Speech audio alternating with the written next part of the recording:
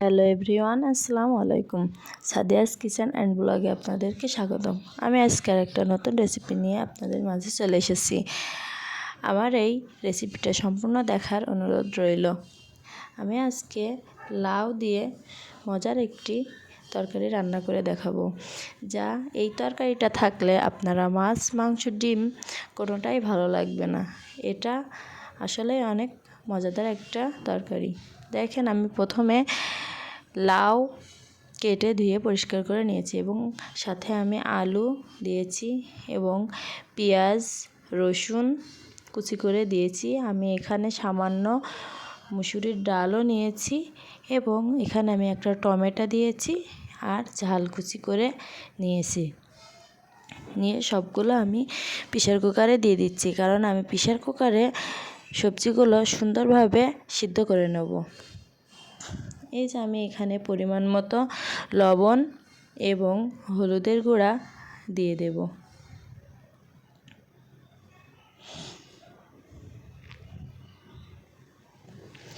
এখানে সমস্ত সকল মশলাগুলো দিয়ে দেব, দিয়ে আমি সুন্দরভাবে সেদ্ধ করে নেব। আপনারা চাইলে এমনিতে পাতিলেও এগুলো সেদ্ধ করে নিতে পারেন। আমি কাজের তাড়াতাড়ির জন্য এবং আমি প্রেসার কুকারে সিদ্ধ করে নিচ্ছি।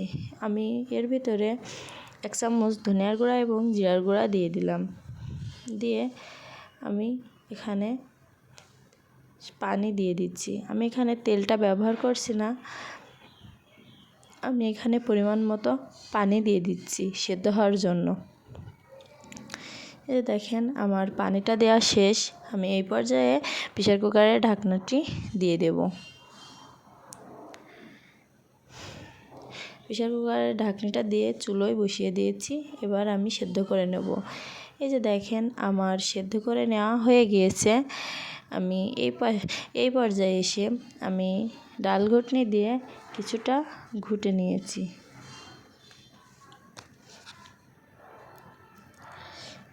এই যে দেখেন, আমি কতটা সুন্দরভাবে সিদ্ধ করে ঘুটে নিয়েছি।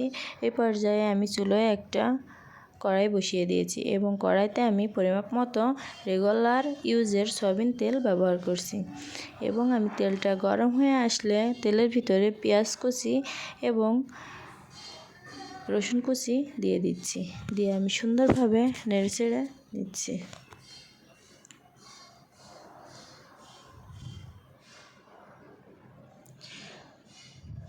আমার এই রেসিপিটা যদি আপনাদের ভালো লাগে তাহলে অবশ্যই আমার চ্যানেলটি সাবস্ক্রাইব করবেন এবং লাইক, কমেন্ট, শেয়ার করে আমার পাশে থাকবেন।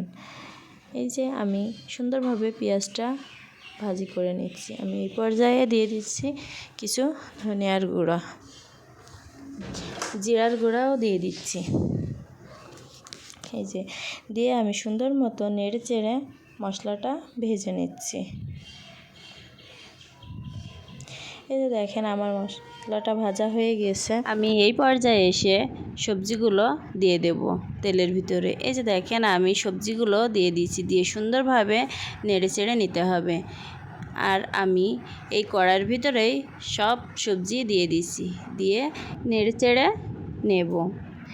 আর আমার লাউয়ের এই তরকারিটা প্রায় রেডি হয়ে এসেছে। আমার এই রেসিপিটা যদি আপনাদের ভালো লাগে তাহলে অবশ্যই আমার চ্যানেলটি সাবস্ক্রাইব করবেন এবং লাইক, কমেন্ট, শেয়ার করে পাশে থাকবেন। আর এই তরকারিটা কেমন হয়েছে সবাই কমেন্টে অবশ্যই জানাবেন।